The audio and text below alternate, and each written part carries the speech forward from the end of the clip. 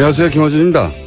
지난주 아일랜드에서는 인도 뭄바이 태생 이민자의 아들 버라드 커가 인도인 2세로는 최초로 총리가 됐습니다.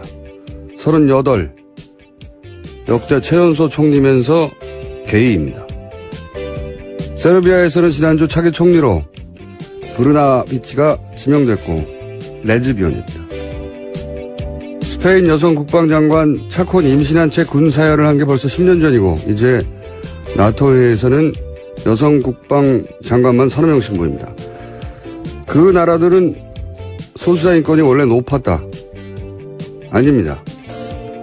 아일랜드인 아무에게나 물어보세요. 천주교가 사실상 국교인 나라에서 게이 총리를 몇 년 전까지 상상이나 했냐고. 세르비아는 국민 85%가 동방 정교회입니다. 스페인은 마초이즘으로 유명하죠. 세상에 원래 그런 건 아무것도 없습니다. 기존 질서를 유지하려는 힘을 변화하고자 하는 힘이 넘어서면 그때 사회는 한 발자국씩 진화하게 되는 거죠. 문재인 정부가 오랜 세월 이 땅을 지배해왔던 주류의 기준으로는 기존 질서를 거역하는 소수자 정부라는 걸 새삼 깨닫는 요즘입니다. 원래 그런 건 아무것도 없다는 걸 내일 되새기는 정보가 되길 기대합니다. 김어준 생각이었습니다.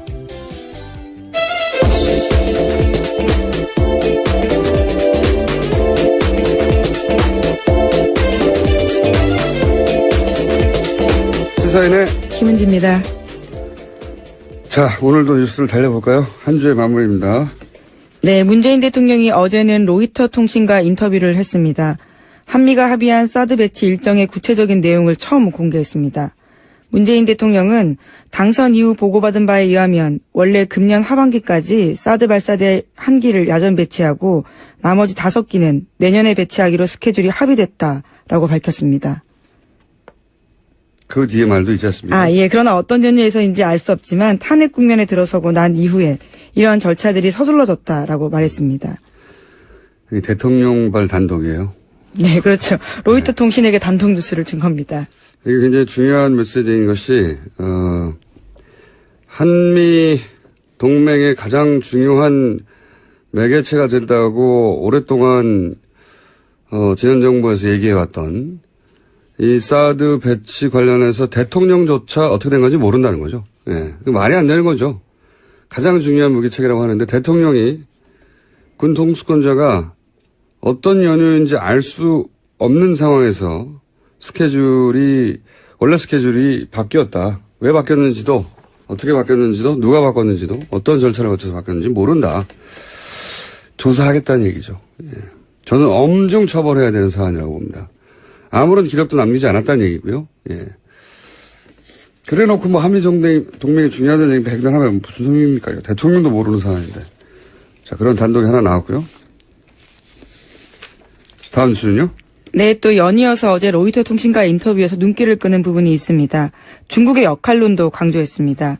문재인 대통령은 중국의 도움 없이는 대북 제재가 성과를 거둘 수 없다면서 북핵 프로그램 통제에서 중국이 더 큰 역할을 해야 한다고 기대한다고 밝혔습니다. 또 다음 달 열리는 G20 정상회의 때 시진핑 중국 국가주석을 만나서 사드 배치 이후에 중국이 취한 보복 조치를 철회하도록 요청하겠다고 말했습니다. 최근 중국에서 어젠가요? 그저께인가요? 네. 최근 이제 한미 간 오간 보도 내용 관련해서 환영 메시지가 나오기도 했죠. 유화적인 제스처를 좀 취하겠다는, 우리가 좀 취할 테니 당신들도 좀 취해라, 뭐 이런 얘기겠죠. 네. 어제, 요즘 외신과 계속 인터뷰 중이네요. 예. 네, 한미 정상회담 앞두고 외신을 연차 인터뷰하고 있는 중입니다. 문재인 대통령이요. 다음 뉴스는요? 어제 강경화 외교부 장관은 렉스 틸러슨 미 국무장관과 처음 통화했습니다.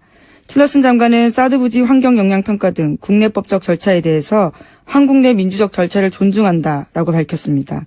강 장관이 사드 배치 결정 과정에 대한 문재인 정부의 재검토 작업을 설명하고 이해를 구하는 데서 나온 대답이었습니다.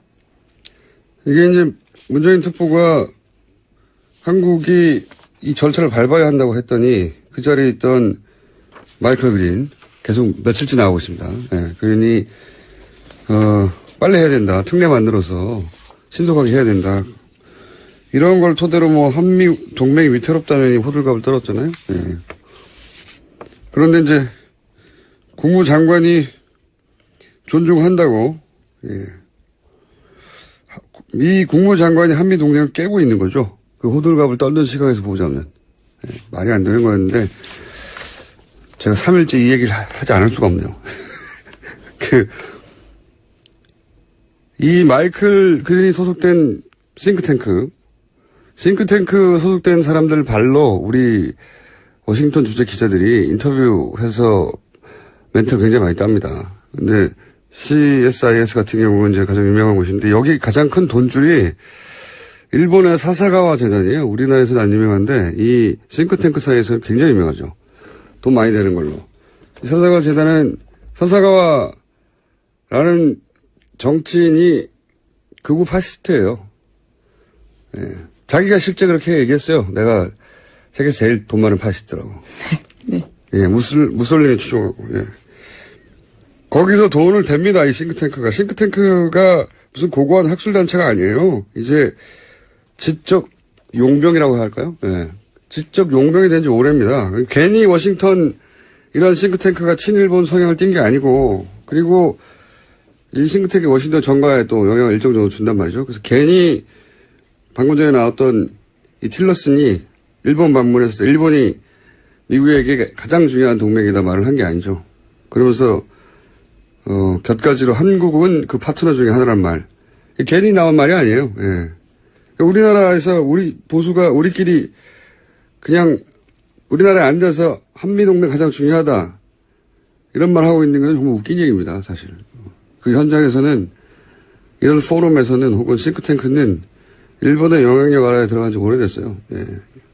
사사가와 재단 한번 찾아보세요. 그런 일본 영향력에 바이어스 걸린 사람들 멘트를 따서 문재인 정부가 한미동맹을 위태롭다라고 하는 거는 웃긴 이야기입니다. 왜냐하면 이런 포럼에 가면 한국 관련 나오면 일본 시각이 고스란히 그 주류 시각처럼 전해져요. 그 일본 시각 예를 들어서 한국은 미국보다 중국에 더 가까워지고 있고 최근에. 그래서 미국에 덜 중요하고 이런 얘기가 나옵니다. 다음에 자세히 한번 다루죠. 예. 다음 뉴스는요? 네, 한미가 연합군사훈련을 중단하면 북한도 핵과 미사일 실험을 중단할 수 있다고 계영춘 인도 주재 북한 대사가 밝혔습니다. 인도. 예. 계 대사는 리수용 외무상 측근으로 알려진 인사입니다. 또 한미 정상회담을 일주일 앞둔 시점에 나온 발언이어서 주목됩니다.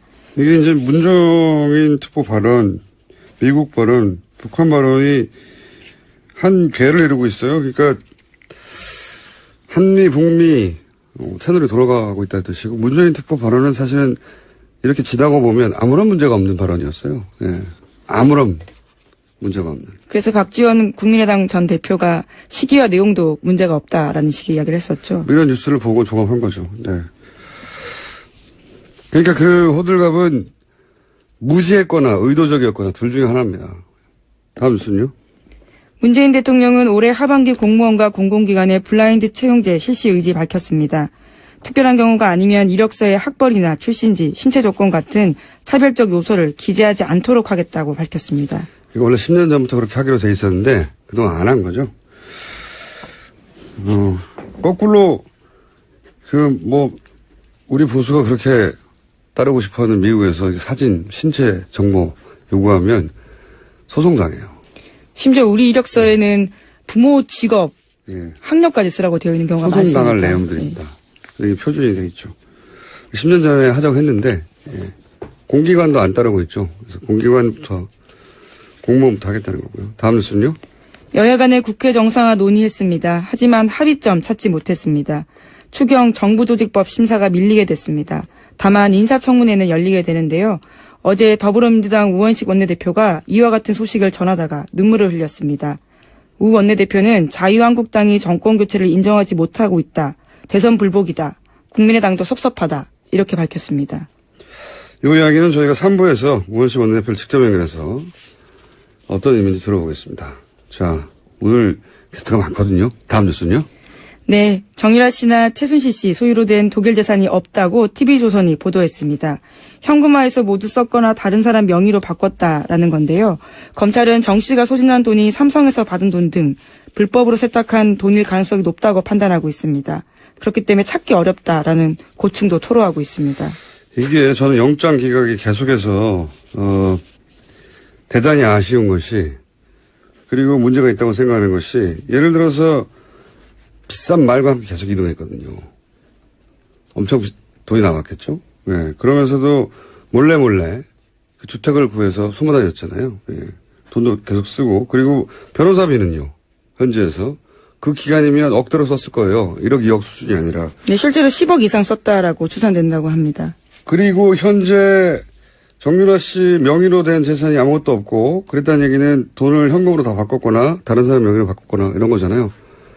눈앞에서 재산 은닉을 하고 있는데, 그래서 사실은 정유라 씨를 구속해서 수사할 충분한 시급한 사안들이 있는데, 이건 페이퍼상의 정말 논리라고 봅니다.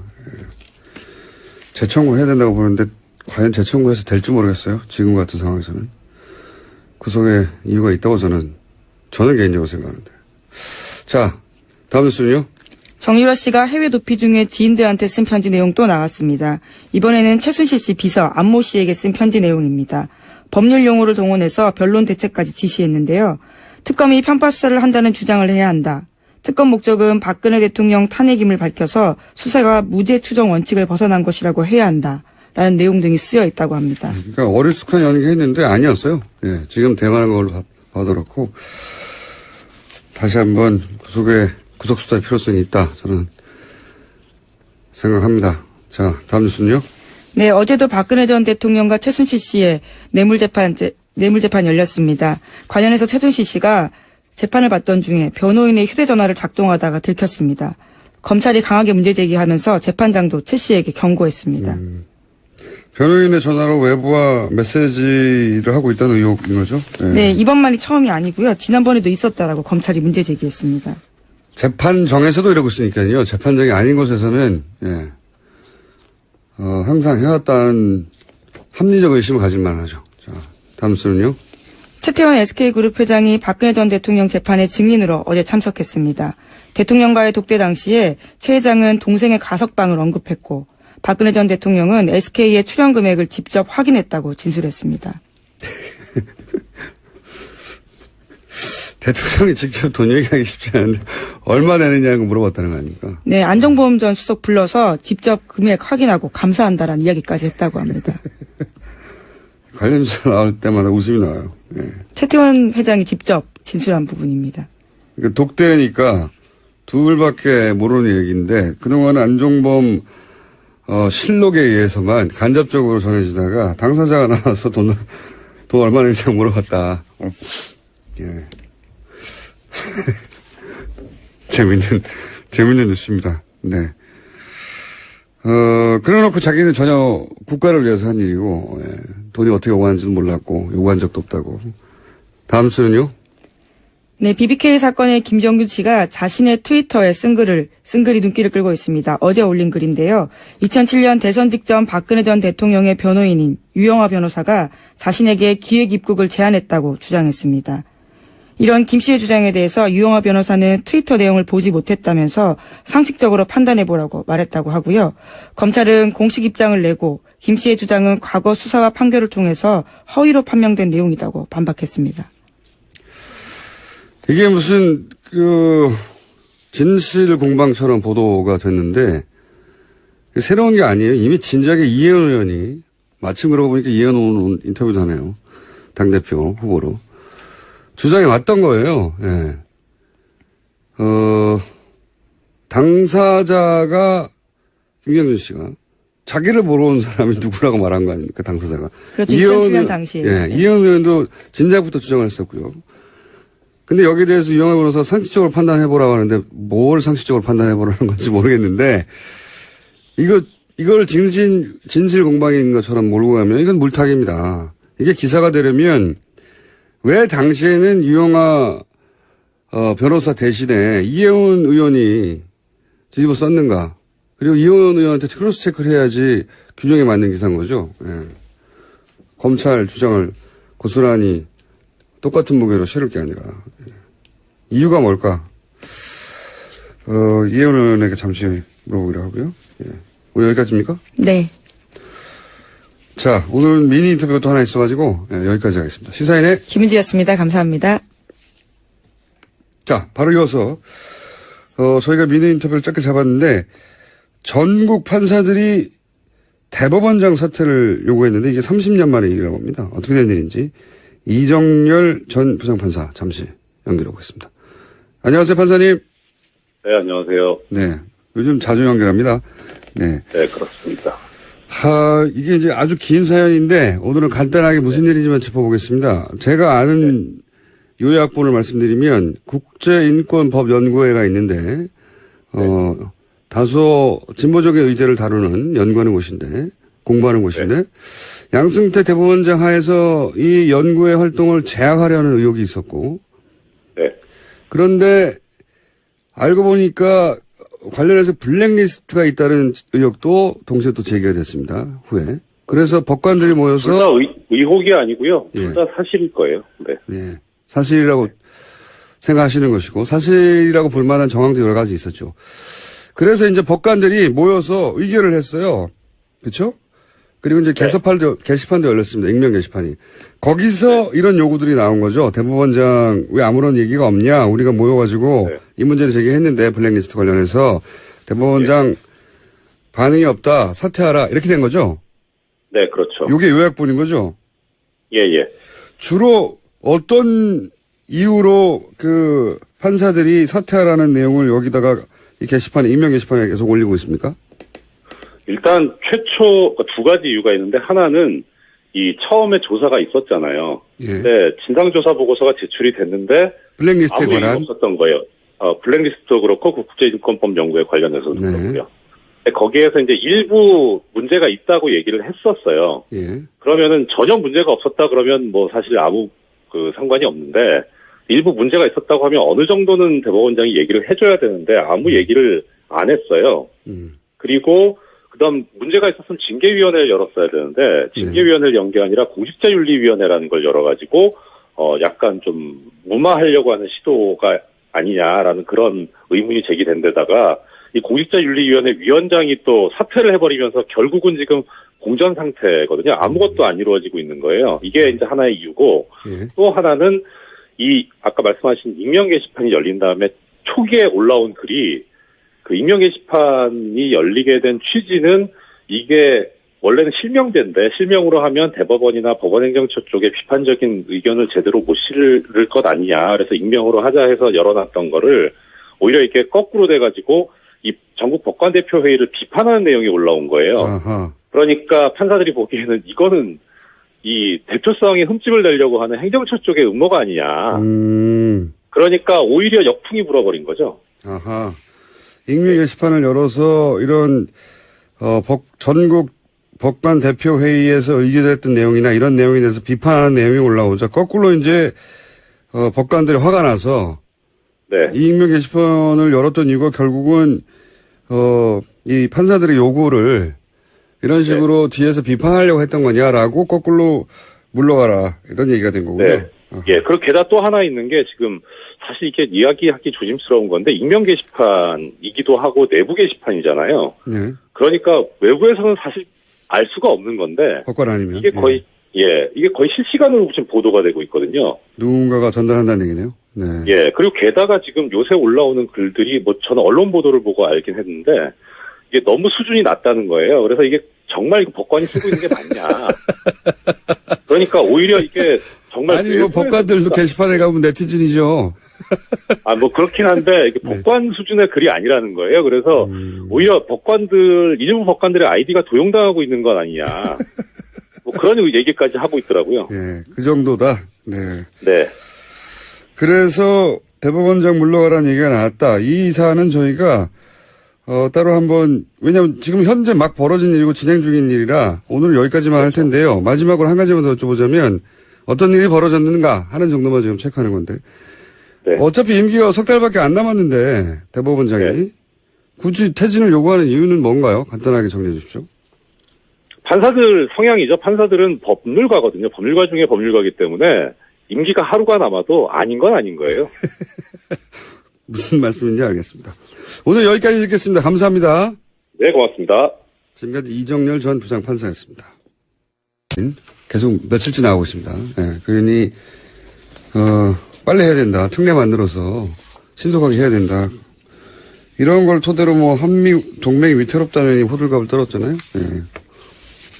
그런데 이제 국무장관이 존중한다고, 예. 미 국무장관이 한미 동맹을 깨고 있는 거죠. 그 호들갑을 떨던 시각에서 보자면. 예. 말이 안 되는 거였는데, 제가 3일째 이 얘기를 하지 않을 수가 없네요.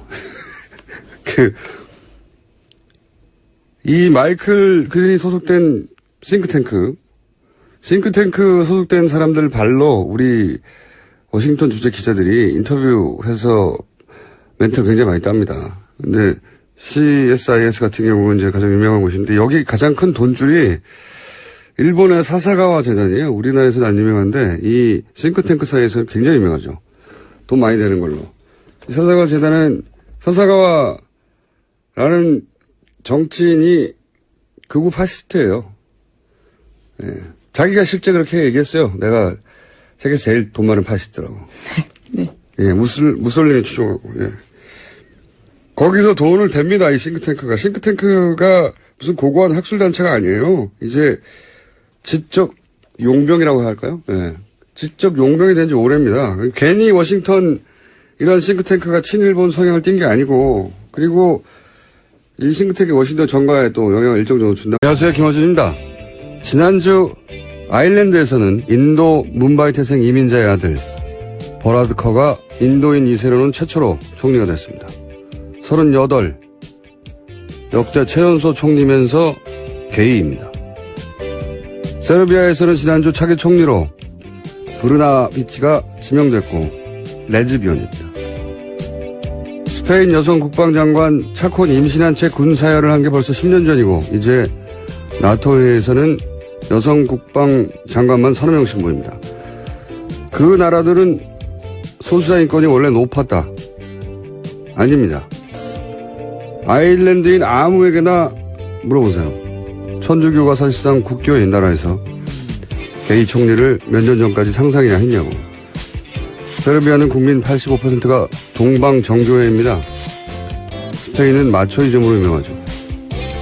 세상에 원래 그런 건 아무것도 없습니다. 기존 질서를 유지하려는 힘을 변화하고자 하는 힘이 넘어서면 그때 사회는 한 발자국씩 진화하게 되는 거죠. 문재인 정부가 오랜 세월 이 땅을 지배해왔던 주류의 기준으로는 기존 질서를 거역하는 소수자 정부라는 걸 새삼 깨닫는 요즘입니다. 원래 그런 건 아무것도 없다는 걸 내일 되새기는 정보가 되길 기대합니다. 김어준 생각이었습니다.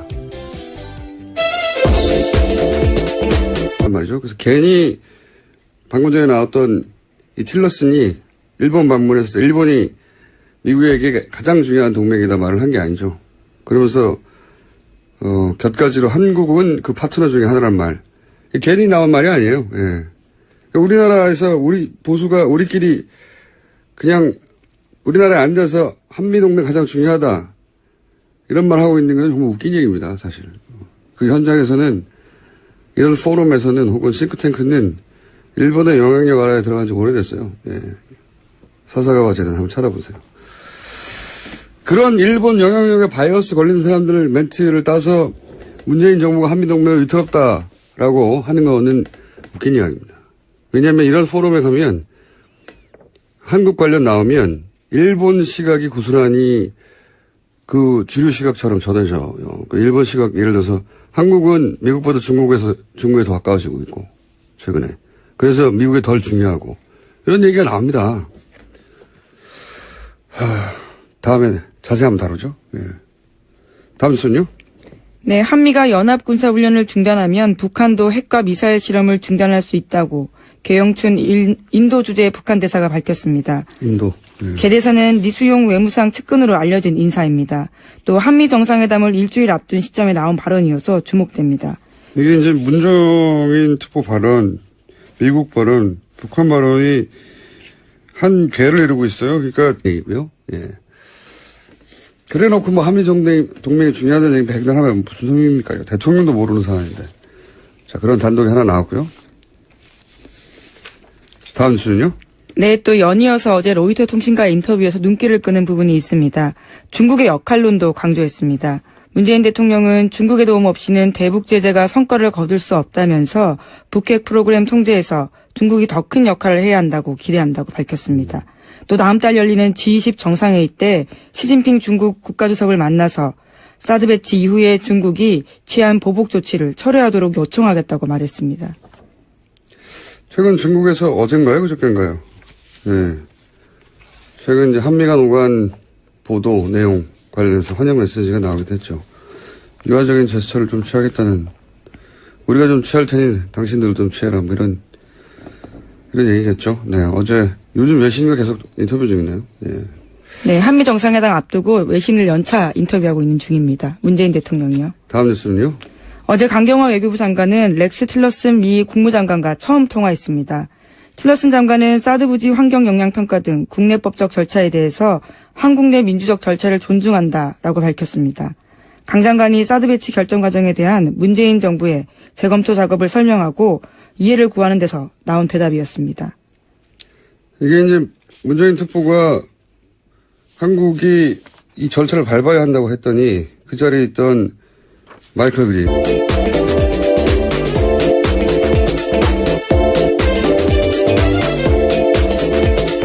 시사인의 김은지입니다.